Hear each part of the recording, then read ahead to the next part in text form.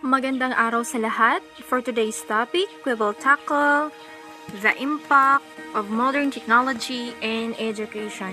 Before we go further, I would like to introduce myself. I am your presenter, Evelyn B. Talipasan, a DIT student. So my topic for today is all about the impact of modern technology in education. So, technology is a gift of God. After the gift of life, it is perhaps the greatest of God's gift. It is the mother of civilization, of arts and sciences. Technology has certainly changed the way we live. It has impacted the different facets of life and redefined living. Undoubtedly, technology plays an important role in every sphere of life. Several manual tasks can be automated thanks to technology. Also, many complex and critical processes can be carried out with ease and greater efficiency with the help of modern technology. Thanks to the application of technology, living has changed and it has changed for better. Technology has revolutionized the field of education. The importance of technology in schools cannot be ignored. In fact, with the onset of the computers in education, it has become easier for teachers to impart knowledge and for the students to acquire it. The use of technology has made the process of teaching and learning all the more enjoyable. In the era of the 21st century is often regarded as an era of technology. Technology today plays a very important role in our life. It is seen as the basis of growth of an economy. An economy which is poor in technology can never grow in today's scenario. This is because technology makes our work much easier and less time-consuming. The impact of technology can be felt in every possible field, one such field in education. Modern technology in education. So according to the latest insights as to how exactly modern students of today prefer to use of technology and how does their learning get an impact if they use technology, it was revealed that the use of modern equipment, technology and tools, the learning and interactivity of students increases. They also find that more interactive as well as full of interesting areas when aided by technology. The transfer of knowledge becomes very easy and convenient, as well as effective. This means that our minds now tend to work faster when assisted with the use of modern technology. Be it in any part of life, here we talk about education. The reliance and dependence of such an innovation that simply makes life an easy, smooth journey is completely unavoidable these days, even in schools, universities, and colleges. Students today can make use of technology in the following ways. So first is the internet connection and the round-the-clock connectivity. The internet has grown in importance by many folds over the process of decade. So its importance in education that can now never be undermined. Despite the chances of fraud and drawbacks, the use of the internet is like a blessing for students. So today, the internet is something that is present in almost everything we use, from televisions to gaming consoles and our phones. The internet is literally everywhere. So kahit saan ka man magpunta ngayon, there is an available of Wi-Fi. Mayroong mga internet, may mga peso Wi-Fi, maghuhulog ka lang ng coins so you can connect to your friends, your families, and you can create your report online. So the use of internet allows students to find amazing convenience. They can find various kinds of help, tutorials, and other kinds of assisting materials which could be used to academically improve and enhance their learning. So wherever the students may go, no? Meron silang makikitang internet connection, may mga babayaran, for example, yung may internet cafe, peso wifi, or ngayon, pwede ka nang gumamit ng cellphone na yung kasama mo, connected siya sa isang specific connection, then i-scan mo lang yung parang code, then makakakonect ka na kahit hindi mo alam yung password niya. So the second one is the projector and the visual aids. I mean visual. So today, visual images always have a strong appeal compared to the words. So using projectors and visual to aid in learning is another form of great technological use. Top institutions around the world now rely on the use of amazing PowerPoint presentations and projections in order to keep the learning interactive and interesting. So technological use such as projectors within the schools and colleges can take the interaction and interest right up and also improve motivations.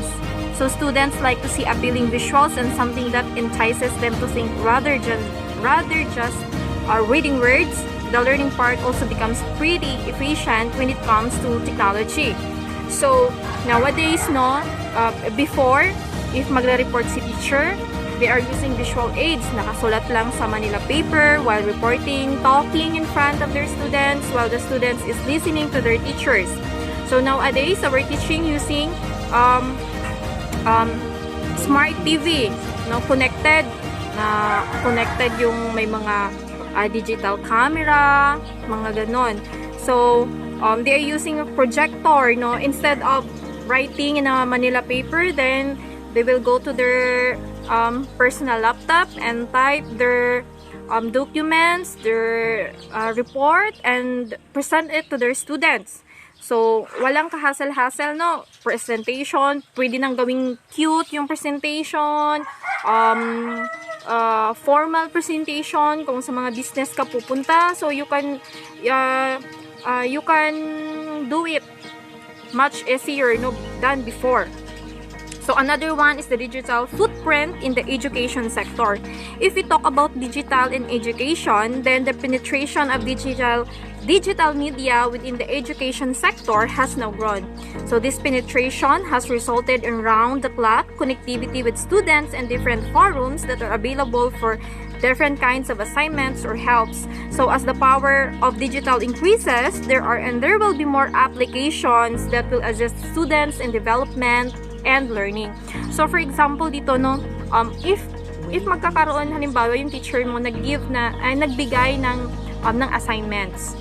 So in a minute lang magta-type ka doon sa Google, then mayroong lalabas doon na parang question na siya before, tapos may mga sasagot doon na mga tao, which is what we call the forum. So based on their answer, pwede mo yung gawing basis para maintindihan mo kung anong ibig sabihin. Hindi naman na as in kukopyahin mo, pero dapat marunong ka rin mag-intindi kung ano yun. Kasi may mga sagot naman talaga na hindi na siya anchored doon sa question. So another one is the online degrees with the use of technology. So online degrees now have become a very common phenomenon. So people wish to take up online courses for their learning and certifications. So top institution offer amazing online programs with the use of various application in the internet. So this is a concept that we will continue to rise as it gets more support and awareness. So the online degree scenario around the world is more famous among students who work and look for flexible studying program. So may mga universities talaga na nag-o-offer ng mga online courses, So for example, parang may nalaman ako na isang institution sa parang South Cotabato ata, nag-offer sila ng online courses or sa outside of the Philippines, India, I think. So parang yung sa inside in our work, meron kaming natanggap na letter na may mga scholarship na silang naibibigay, tapos pwede ka makapag-aral doon, parang ganun siya. So after that, bibigyan ka ng certification na nakapag-aral ka. So, yun. So, another one is the importance of technology in education. So, gaano nga ba ka-importante yung technology in education? So, ano kaya ang mangyayari, if matanggal or mawala yung technology? May chance pa ba na mawala yung technology in terms in learning? So I think hindi na siguro, kasi nowadays we are everyday nagkakaroon tayo ng yung tawag doon, ng parang everyday meron talaga na-discover ng mga new technology na pwede natin gamitin sa mga application, na pwede natin gamitin for collaborative and cooperative learning. So, the role of technology in the field of education is fourfold. It is included as a part of the curriculum, as an instructional delivery system, or as a means of aiding instruction, and also as a tool to enhance the entire learning process. So, education has gone from a passive and reactive to interactive and very aggressive. So, education is essential in corporate and academic setting. In the former, education or training is used to help workers to do things differently than they did before. In the latter, education is geared towards creating curiosity in the minds of students. In either case, the use of technology can help students understand and retain concept better. So, yung technology nowadays, especially in education, nakapaloob na yan sa curriculum natin, no? Because, tayong mga students or yung mga future learner, tinuturo yun sa kanila yung the use of technology. Kasi nga, everyday, sa life natin, gumagamit tayo ng technology for our learning. Hindi na talaga yan mawawala to prepare us in the future. Kasi, kumbaga, times goes by, technology arises. So, kailangan tayong maging handa. So, maging open-minded, kailangan mahaba ang pasensya natin. Kasi technology talaga, kailangan talaga ng mahabang pasensya kasi kailangan talaga pag-aralan natin kung paano gagamitin yung mga technology na ni-introduce sa atin. So, there are factors affecting technology and education. So, Jong talks about the enormous challenge teachers are facing in our society due to the rapid expansion of knowledge. So, modern technologies are demanding that teachers learn how to use technologies in their teaching. So, these new technologies increase the teachers' training needs. So, Brizard and Lloyd asserted that teachers' attitude toward computers are a key factor in the successful implementation of ICT in education. So, they have pointed out that teachers do not always have a positive attitude toward computers, and their poor attitudes may lead to a failure of computer-based project. So, for number 1, lack of time. Number 2, lack of access. And number 3, lack of resources. Number 4, lack of expertise. And number 5, lack of support. So, in times no na i-introduce sa atin ng isang technology, so kailangan po natin yan bigyan ng panahon, no? Especially in education. So, example, lahat ng teacher po nung mga kasagsagan ng pandemic is we used to study hybrid or online studying o online learning, I mean. So, lahat po tayo gumamit po tayo ng Google Classroom, Google Classroom no to report, magkaroon tayo ng klase, yun. Mayroon tayong mga e-leads, mga e-leads na ginagamit, no. May mga accounts for the students kasi nga yun na po yung ginamit natin nung nagkasagsagan ng COVID. So, si teacher nasa bahay, yung students nasa bahay. So, magkaklase si teacher. So, yung sa mayroon naman talagang hindi talaga maganda minsan no sa experience as a teacher. So, example po dito yung lack of resources. So, nung kasagsagan ng pandemic, hindi naman siguro lahat ng teacher ay mayroong laptop. So, siguro mayroon man. How about the students? So, yung students, hindi lahat mayroon laptop. So, gagamitin yung cellphone. Yung ibang students, walang cellphone din. So, manghihiram na lang sila sa kanilang parents or sa kanilang friends. Ganon. So, how about yung nasa mountainous area? So, kung wala doon signal, how can they study online? So, mayroon silang tinawag na, modular, parang ganon. So, isa na rin yun siya na technique, no, para sa learning na yung bata is hindi naman kailangan pumunta doon sa school. yun nga yung mga impact, kumbaga factors na nakaka-affect sa technology in implementing technology in education. So sa teachers naman, before in-implement yung online learning, tinuruan mo na yung teacher kung paano gumamit ng e-leads, paano mag-klase through online, para maging collaborative and cooperative learning. So yun nga. Tapos, yung student naman is sasabihin na walang signal, pero actually meron naman talaga. So, yung iba absent, parang ganun na siya. So, yun yung mga nakaka-affect sa technology, in implementing the technology, in education. So, the impact of ICT on education. So, in educational context, on educational concept, ICT has the potential to increase access to education and improve its relevance and quality.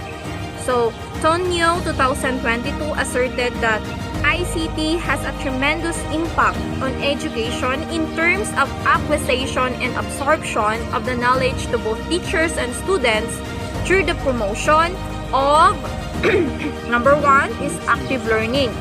So active learning ICT tools help for the calculation and analysis of information obtained for examination, and also students' performance report are all being computerized and made easily available for inquiry.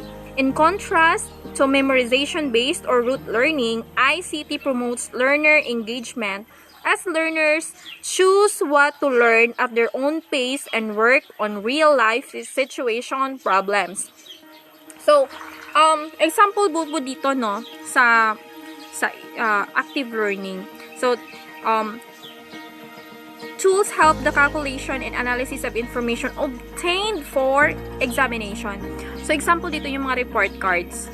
So, yung sa kasagsagan ng pandemic, you can, ngayon, kahit ngayon, you can access your grades through, parang may portal tayo where the students can access their information kung ano ba yung grades nila sa ganito, nabagsak ba sila sa ganito. So, yun nga.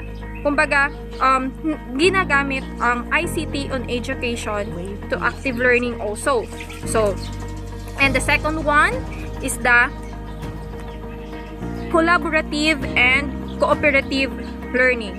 So when we say collaborative and cooperative learning, it is the ICT encourage interaction and cooperation among students, teachers regardless of distance which is between them. It also provides students the chance to work with people from different cultures and working together in groups. Hence, helps students to enhance their communicative skills as well as their global awareness. Researchers have found that typically the use of ICT leads no more cooperations among learners within the beyond schools, and there exists a more interactive relationship between students and teachers. So collaboration is a philosophy of interaction and personal lifestyle where individuals are responsible for their actions, including the learner and respective abilities and contributions of their peers. So collaborative and cooperative learning, ayun nga, may mga tools tayo na ginagamit as a teacher, no. Mayroon silang mga tools na ginagamit para maging collaborative and cooperative learning. So, mayroong mga applications na pwede mo siyang i-share on your screen while doing a Google Classroom, no. Nag-Google Meet kayo. So, pwede yung teacher na i-share screen ngayon na parang blackboard siya, tapos magsusulat yung teacher doon. So, pwede yun siya. Para maging cooperative, parang kumbaga in real life situation yun siya. So, the other one is the creative learning. So, creative learning, ICT promotes the manipulation of the existing information and to create one's own knowledge to produce a tangible product or a given instructional purpose. And the fourth one is integrative learning. ICT promotes an integrative approach to teaching and learning by eliminating the synthetic separation between theory and practice, unlike in the traditional classroom where emphasis encloses just a particular aspect. And the fifth one is the evaluative learning. So, Use of ICT for learning is student-centered and provides useful feedback through various interactive features. ICT allows students to discover and learn through new ways of teaching and learning which are sustained by constructivist theories of learning rather than students do memorization and rote learning. And there are positive impact of technology in learning. So, first, number one is enhanced teaching and learning. So, with the use of technology, ni-enhance niya yung teaching and learning. So, technological developments like digital cameras, projectors, mind training software, computers, PowerPoint's presentation, 3D visualization tools, always have become great sources for teachers to help students grasp a concept easily. Yun nga, if alam ni teacher on how to use these kinds of tools, then pwede niya yung gamitin to her or to his students. So, yun nga, kailangan talaga i-train muna yung teachers. Pero hindi naman kailangan na i-train. Ayun nga, yung ibang teacher kailangan talaga. Kasi nga, dahil nga sa may mga edad na sila, yung iba wala nang pasensya. So, pag ayaw ko na yan, hindi na. Ay, tulungan mo ko dito, paano ito gamitin? Nakakainis. Parang ganon. Yung may mga teacher na talaga ganon. Wala talaga silang pasensya to use that specific tools. So okay lang yung mga teacher na mga bago ngayon kasi medyo may mga insights na sila before or mayroon na silang mga experience before na kunting push na lang alam na nila yun. So it has to be understood that visual explanation of concepts makes learning fun and enjoyable for students. They are able to participate more in the classroom and even teachers get a chance to make their classroom more interactive and interesting. So number 2, globalization. When school in different parts of the states or students can meet their counterparts through video conferencing without leaving the classroom. So, yun nga, may mga times talaga no na halimbawa, meron kayong meeting. So, hindi mo na kailangan talaga pupunta doon, may meeting kayo, may meeting tayo ganitong oras. Ganito yung venue. So, kung mayroon kayong learning, no, tools na ginagamit doon sa isang specific na organization, so you can post the links na lang. So, yung sa mga malalayo, hindi na kailangan pumunta pa.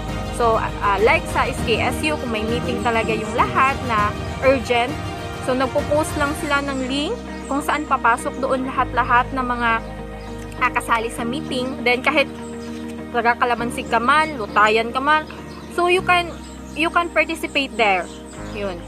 So some sites such as www.glovico.com are used to help students learn foreign languages online by pairing a group of students with a teacher from another country.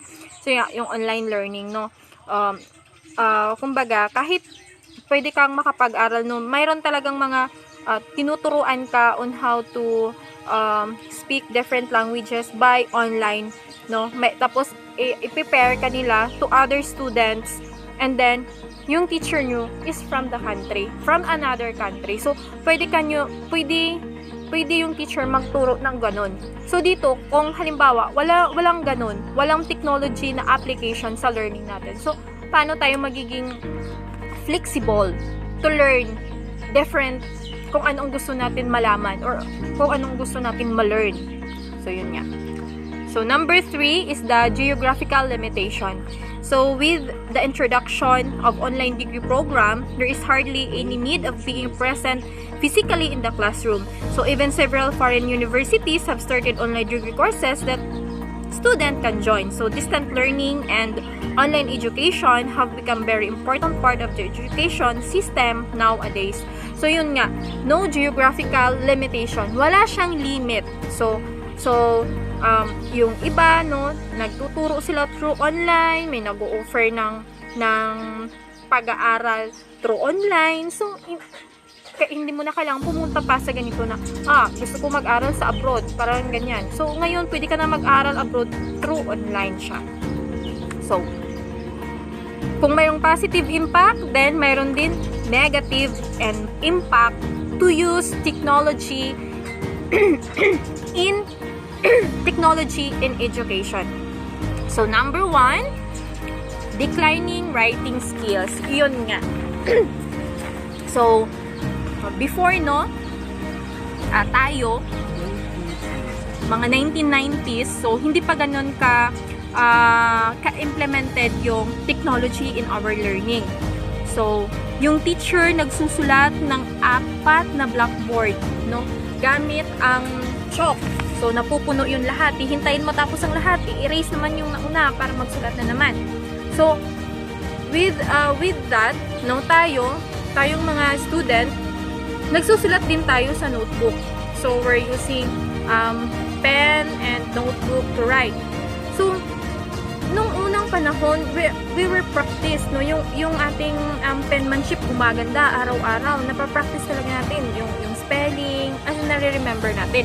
So, if we were compare that today, wala na, hindi na tayo nagsusulat. So, nagre-report si teacher, ginagamit na lang cellphone, pinipicturan yung PowerPoint ng teacher. So, kung papasulatin ka ng spelling, hindi mo na may spell. Kasi yun nga, masyado tayong nagre-rely sa technology.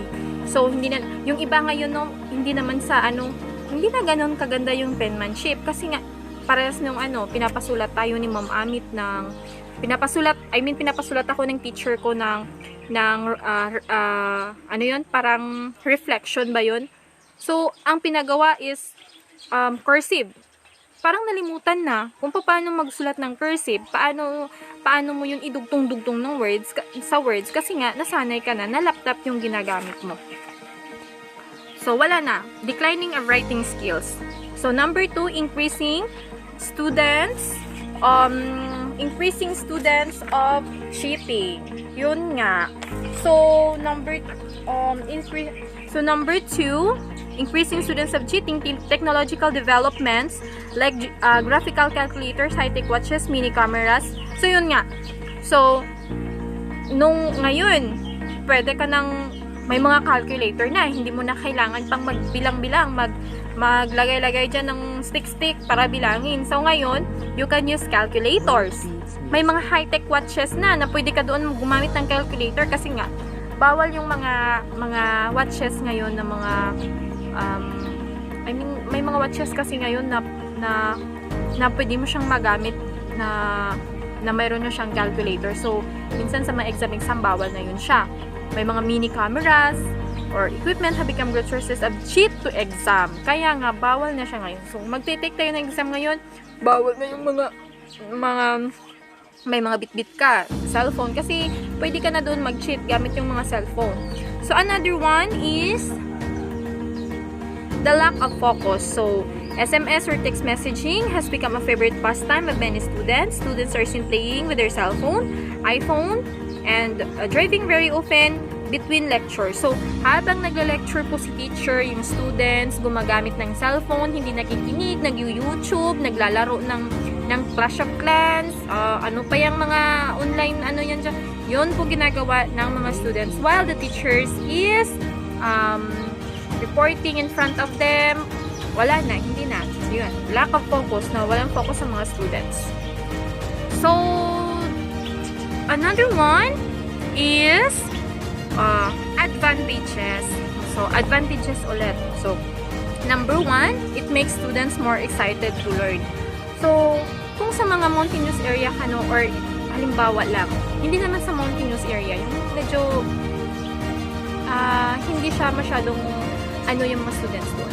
So, kung meron kang parang laptop, then presentation, may video presentation ka, so yung student magkakaroon ng interest na makinig, especially kung magtuturo ka as a teacher, tapos gagamitin mo yung videos, tapos yung videos na yun, pagagawan mo sa kanila ng parang summary, buod, madali lang matandaan ng estudyante. Yun siya. So, help students with busy schedules freedom to work at home on their own time. So, kung halimbawa, ikaw na estudyante ka or tayong estudyante, mayroon tayong work. So, or halimbawa, busy tayo sa schedule. So, pwede natin gamitin siya, no? Halimbawa, yung sabi ni ma'am, habang nasa bahay tayo, may ginagawa. Tapos, pag wala naman tayong ginagawa, pwede natin i-view yung mga videos ng classmates natin at saka tingnan siya.